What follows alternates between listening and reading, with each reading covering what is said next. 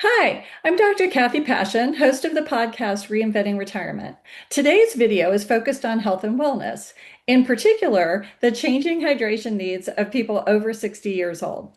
With me today is Lucy Hayhurst. Lucy is the president and co-founder of Well Balanced Nutrition. She's been a practicing dietitian for 15 years and is here to share her experience with us. Oh, and by the way, Lucy's my daughter. I'm so happy to be here. Thank you. Yeah, Lucy, thanks so much for being here. But let's start with something that sounds simple, drink more water, but turns out to be a little more complicated as we get older. Yes, that is true. Your thirst receptors, your the inner reminders to drink water actually start to go down with age. Isn't that annoying? But aging, it's an adventure. And there are other reasons. So just the body's hydration overall starts to decrease as we get older, and it just becomes that much more important to set up some habits to drink more water. Is it about drinking more water, though? It sure feels like it just goes straight through me. Oh my gosh, that's such a good point. I recently learned from a new up and coming, I don't know, social media guru, Dr. Stacy Sims, that when you drink plain water and it goes right through you, that you shouldn't be surprised because there's no plain water that exists inside of your body. Your body is made up of a saline solution, which is just a fancy word for salty water.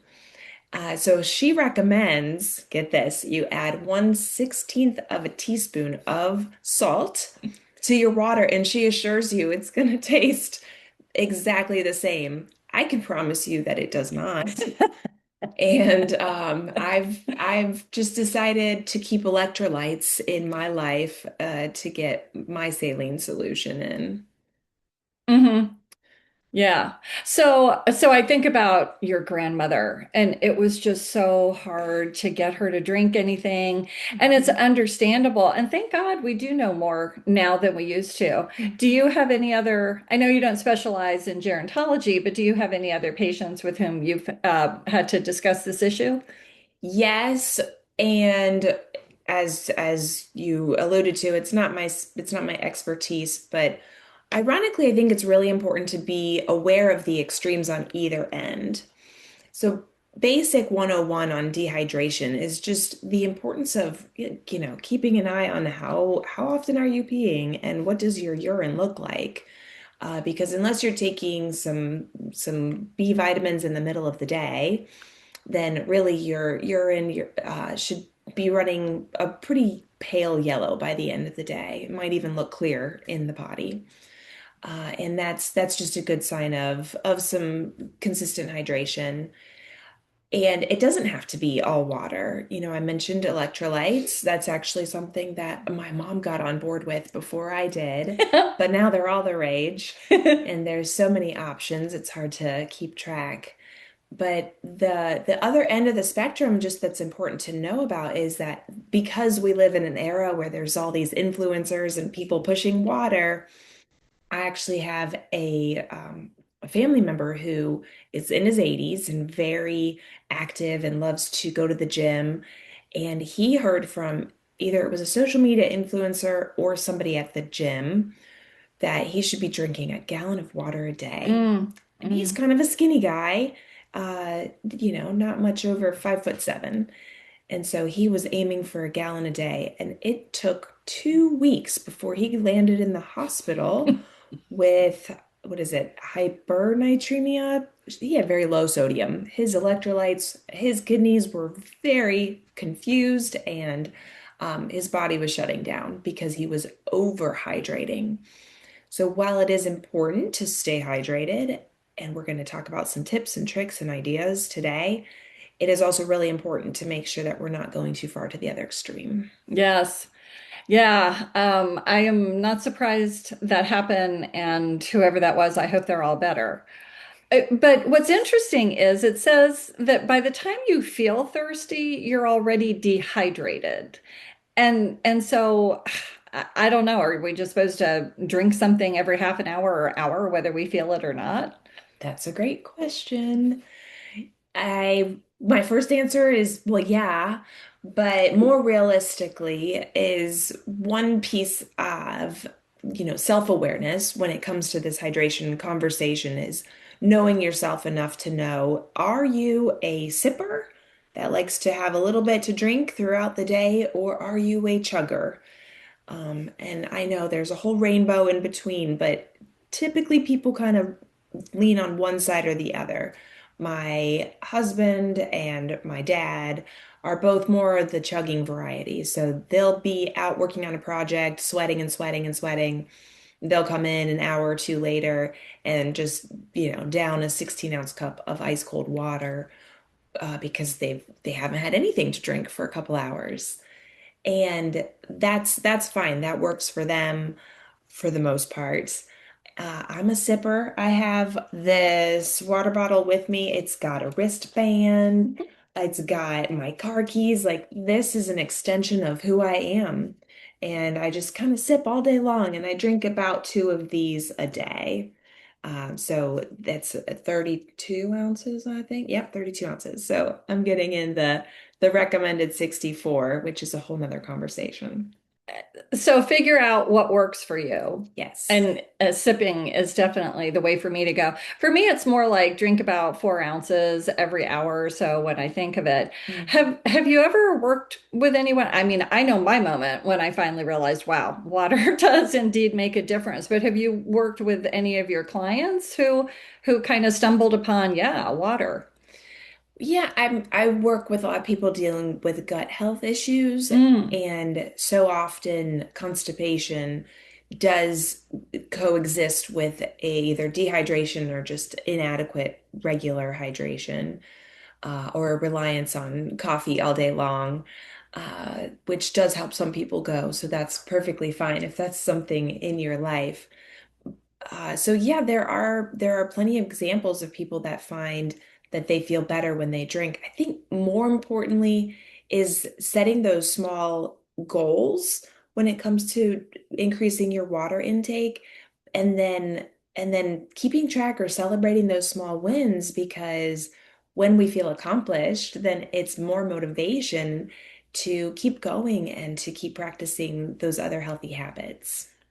So, what I love is one thing you taught me pretty early on, and that is the concept of don't forget the water you eat. Mm. And I love that. Talk about that so people understand they're actually getting more liquid than they realize. Yes, y'all, it is getting close to strawberry season and then peach season and then watermelon season.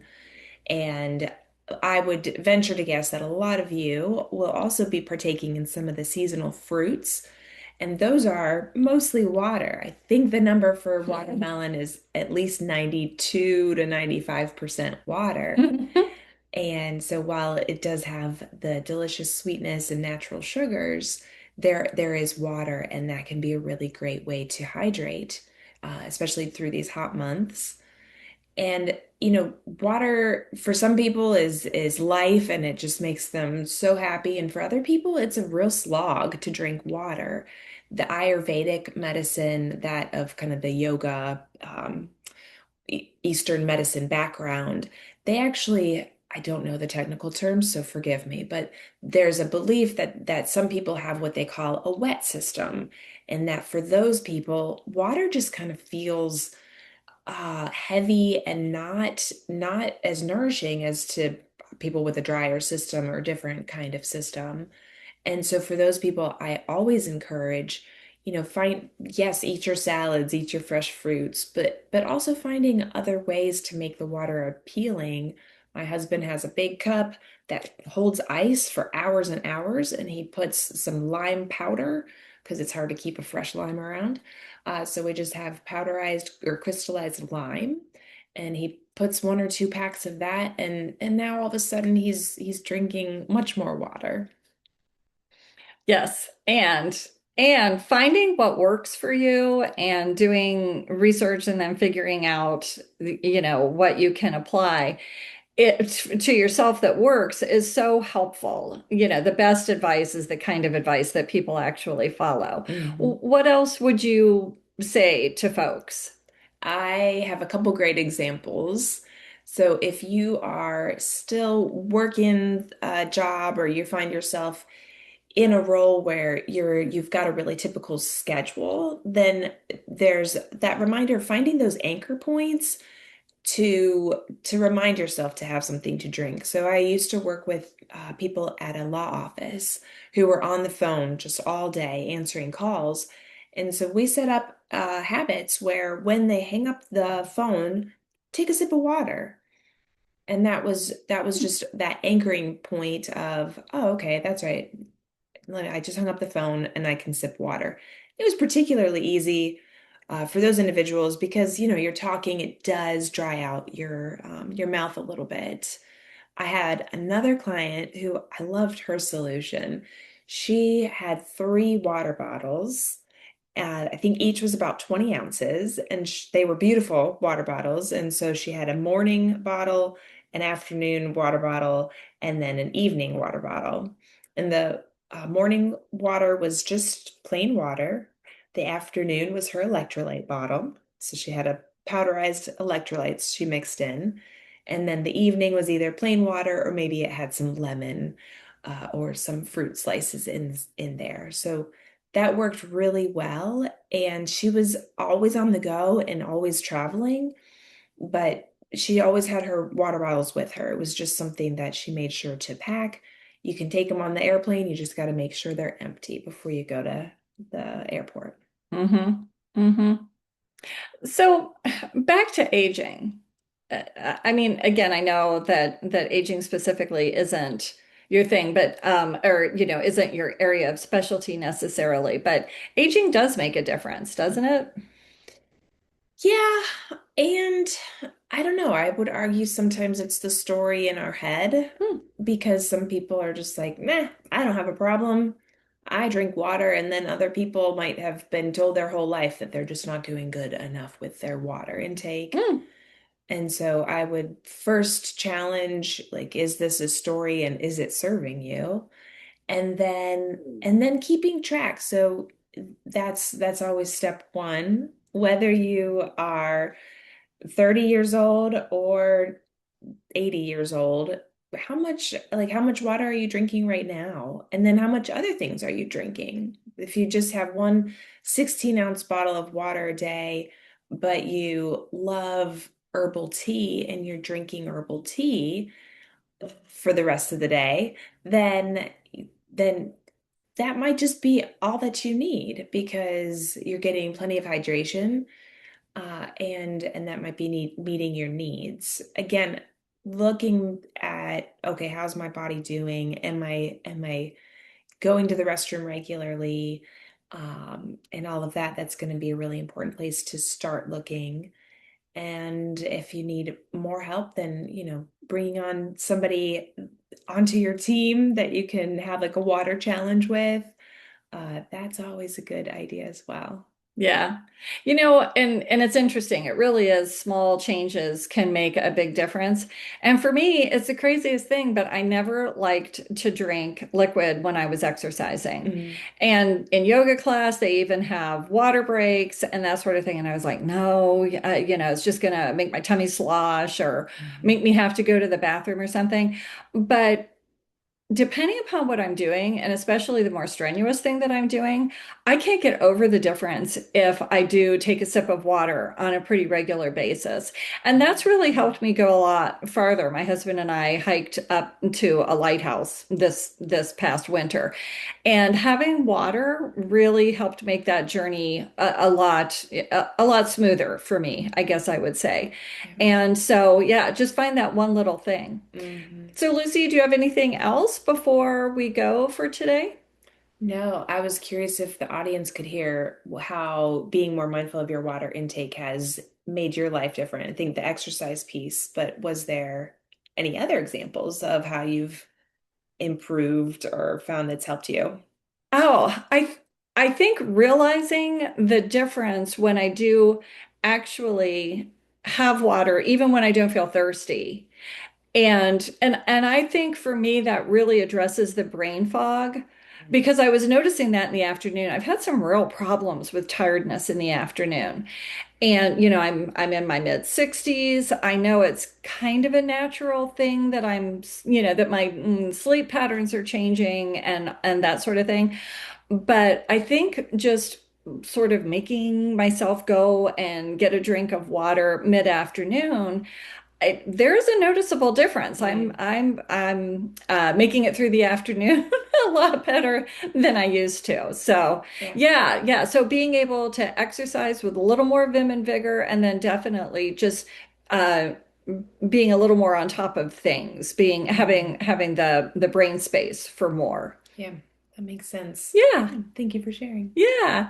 Well, Lucy, thank you so much. We really appreciate having your wisdom with us today. Thank you. And it's always a pleasure to spend time with my girl. If please join us in YouTube at Reinventing Retirement. We'd love to have you look at all of our inspirational stories as well as our now growing stories about health and wellness and just the journey of retirement. So thank you so much for joining us today. Have a great inspirational day.